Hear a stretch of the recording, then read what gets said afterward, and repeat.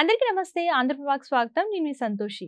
So మనతో పాటు మాట్లాడడానికి మన ఆంధ్రప్రభ స్టూడియోకి సికింద్రాబాద్ కిమ్స్ హాస్పిటల్‌లో కన్సల్టెంట్ పల్మనాలజిస్ట్ అయినటువంటి డాక్టర్ జి వెంకటలక్ష్మి గారు మనతో పాటు ఉన్నారు. నమస్తే మేడం. నమస్తే అండి.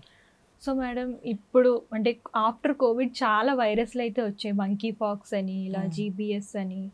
సో ఇట్లా ఇప్పుడు ఆఫ్రికాలో ఒక కొత్త వైరస్ అయితే వచ్చింది, డింగా వైరస్ అని చెప్పేసి. సో అసలు ఏంటి మేడం, ఈ వైరస్ వచ్చిన వాళ్ళు డాన్స్ చేస్తున్నారు. సో వీడియోస్ కూడా కొన్ని చూసాము.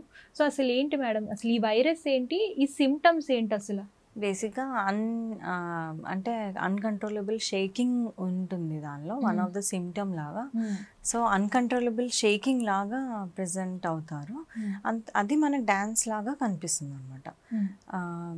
ట్రెమర్స్ కానీ షేక్స్ కానీ వస్తే ఆ వైరస్ ఒక సిమ్టమ్ అనమాట అది.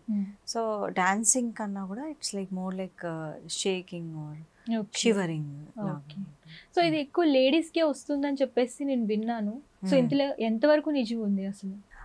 Males and females are both affected. Okay. Remaining symptoms అయితే మనకి ఓవర్ ద టైమ్ ఇంకా తెలుస్తాయి.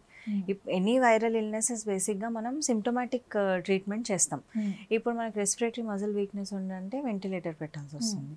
లేకపోతే మనకి హార్ట్లో ఏమైనా ఇష్యూ కనిపిస్తుందంటే వైరల్ మయోకార్డైటిస్లో ఉంటే హార్ట్ సపోర్టివ్గా ఐనోట్రోప్స్ కొన్ని రోజులు మందులు పెట్టుకుంటాము. సూపర్ యాడెడ్ ఇన్ఫెక్షన్, వైరస్ మీద బ్యాక్టీరియా కూడా ఇన్ఫెక్ట్ అవుతే దానికి ఐవీ యాంటీబయాటిక్స్ కూడా యాడ్ చేస్తాము. ఇలా ఆక్సిజన్ పెట్టడము, సిమ్టమాటిక్ ట్రీట్మెంటే ఎక్కువ ఉంటుంది.